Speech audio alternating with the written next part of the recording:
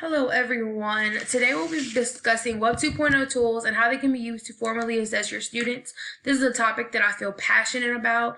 Being able to see where your students are and adjust instruction as needed is an important skill to have. And Web 2.0s give you those tools needed to accomplish this task in a timely manner.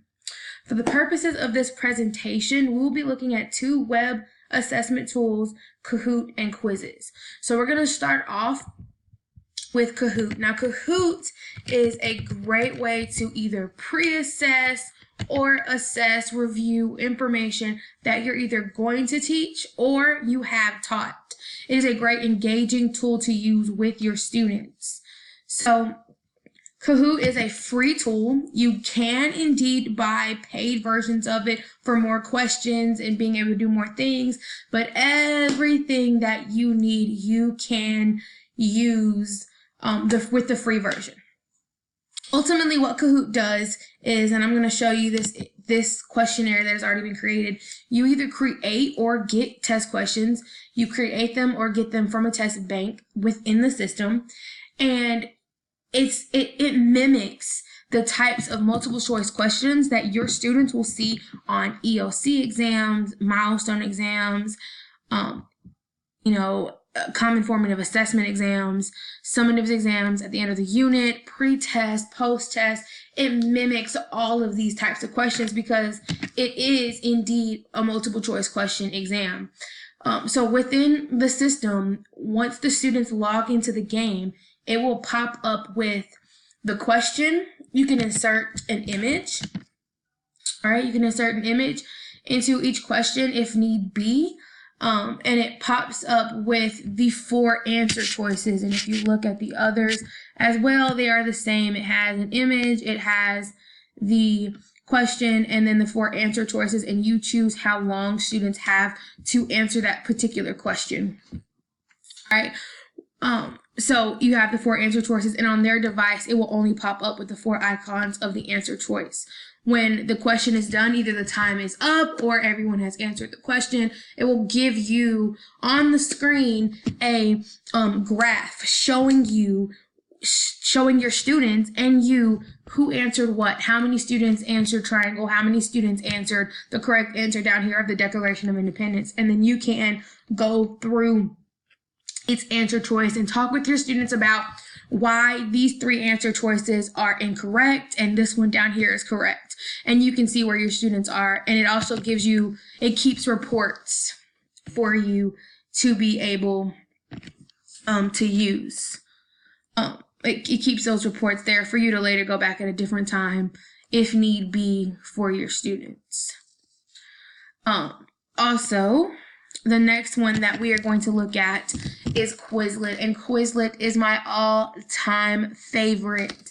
This is differentiated within itself without you trying. You can either make your own personal flashcard sets, or you can get them people that have already made them. So this is my flashcard set for the upcoming unit that we will start in 2 weeks. So as you see, it shows the flashcards. You click it for the definition of the flashcards. It shows every word down here. And you give the students the link to be able to go through this on their own. They can even play the cards, and the cards will speak to them out loud. They can have it playing in the background for them, which is great. For audible learners, you can read it, things like that. There's different things over here on the side that you can do with it. So you can play with the words. So World War fighting between France and Germany would be, see, you get it wrong. And it keeps track of the ones you get wrong and the ones you need a little more work on. And it keeps track of those and keeps spitting it out for you. And it shows you which terms that you personally need to work on. You can also write the words, learn to spell the words. It's great for, elementary kids and things like that, being able to spell the words, take a test of the words, print out the test, and different games that you're allowed to play. So whatever students personally need It's all right there for them, and you do nothing, and it keeps that data for you. On here, you have statistics and things like that where students create their own accounts. It'll save, which flashcard sets they've had, which ones, and things like that. You can share that with them. There's different games that they can play, and it keeps track of their progress on that for what they've done. And my favorite thing to do is play Quizlet Live, which it automatically pairs them into groups and gives them either the word or the definition, and they have to work with their group to figure it out, which is a great game, and my students love playing it. And I'm excited to work with them in our next unit using these terms here, and to find different ways to be able to use these with them.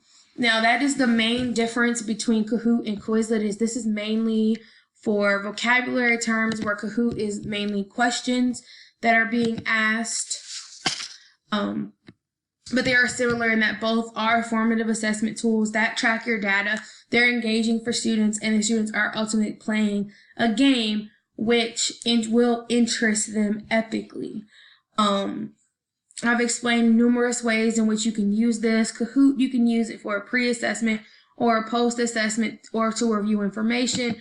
Quizlet, you can use to assess terms, to teach spelling, to teach vocabulary terms, to introduce vocabulary terms, and both can be used to differentiate instruction and formally assess your students' learning. Now, there are hundreds of formative assessment tools out there. These two just happen to be my absolute favorite tools to use in the classroom.